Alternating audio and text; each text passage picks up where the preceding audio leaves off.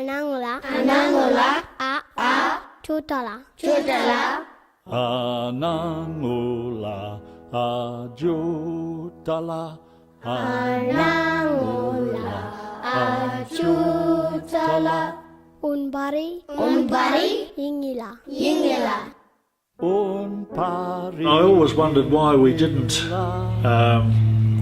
have an Australian version of our national anthem. And then along comes New Zealand and does just that, and they've turned, dare I say it, a dirge, which they're into a wonderful world music piece that people delight in hearing and singing, and it's as simple as that. And in Australia we had originally 300 languages. We've got about 40 left, and all was in the back of my mind is the fact that these are all endangered in that the people can't read and write. Lots of them can speak their language, but you say, they say, oh, customary law. You say, can you write it down? They can't do it.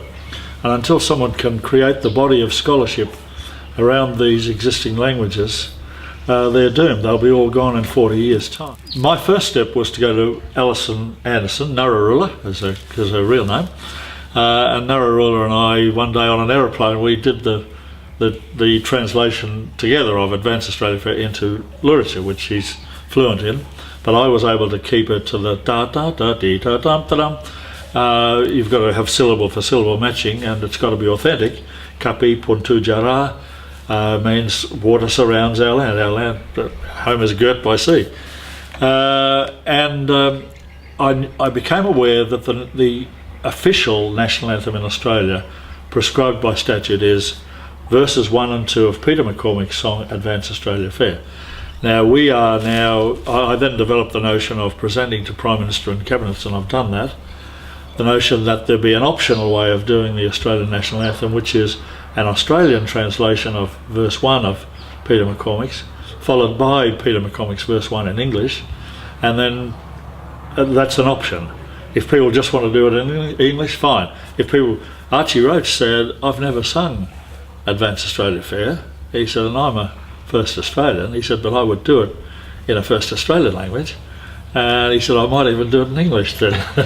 But he's on side with this. But that's the aim, to have Cabinet consider this, and I would like to think that reasonably easily they'd approve an optional a way of doing the national anthem is to do it in Australian and English, as New Zealand has done. So in some ways you're talking about broadening the possible base of language speakers into the general community by using things like the anthem. Yep. I was so impressed as a boy that so many white New Zealanders could speak the Maori language. It's not so many nowadays, but there are still plenty of white New Zealanders who can speak Maori very well, and they're so proud of it. And I would love my kids to be and grandkids to be in the same situation here, and it can happen, as we've demonstrated with the kids doing a Luritja version of the national anthem. Now, of course, there are many more Aboriginal languages. Of course, you could do it in Aranda, you could do it in Wildbury. It's just a matter of the body of scholarship being applied by clever enough people, and the sooner it happens, the better I'll like it. It is strangely moving to see non-Aboriginal and Aboriginal kids singing the national anthem in an Aboriginal language. Yeah, and the beautiful shot there of Kelly Chu, the Korean girl. We gave her the words in Luritja. She can read from the standard alphabet. And we gave her, and she said, I've got to get my pronunciation. So she went over in the corner and she's writing that in Korean characters from there. And that is, I've got that document. I think that is a truly historic Australian document of a Korean girl translating Advance Australia Fair into Luritja via Korean. That's what the world's all about. Kochoringa,